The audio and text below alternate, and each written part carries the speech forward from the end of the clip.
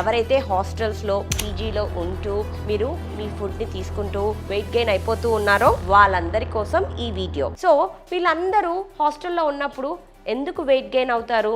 ఎందుకంటే మనం బ్రేక్ఫాస్ట్ని స్కిప్ చేస్తూ ఉంటాము. ఎందుకు? కాలేజ్కి వెళ్ళే తొందరలో, వర్క్కి వెళ్ళే తొందరలో మనం లేటుగా లేవడము, రెడీ అవ్వడము, అప్పుడప్పుడు వెళ్ళి ఒక్కొక్కసారి మీకు నచ్చని ఫుడ్ ఉండడం వల్ల కూడా తినకుండా బ్రేక్ఫాస్ట్ని స్కిప్ చేస్తూ ఉంటారు.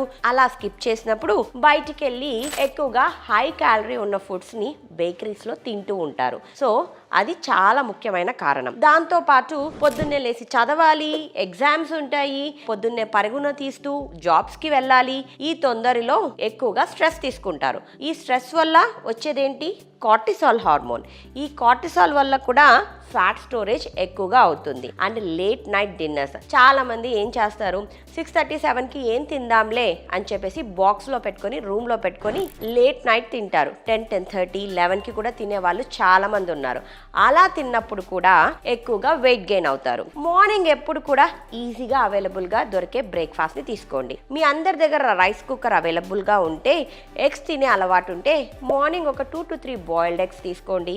లేదు అంటే ఒక 2 బాయిల్డ్ ఎగ్స్ తీసుకొని దాంట్లో ఒక 4 ఆల్మండ్స్, 4 వాల్నట్స్ అలా నట్స్ని యాడ్ చేసుకున్నారు అంటే హెల్తీ ప్రోటీన్తో పాటు హెల్తీ ఫ్యాట్స్ కూడా మీ బాడీకి లభిస్తుంది.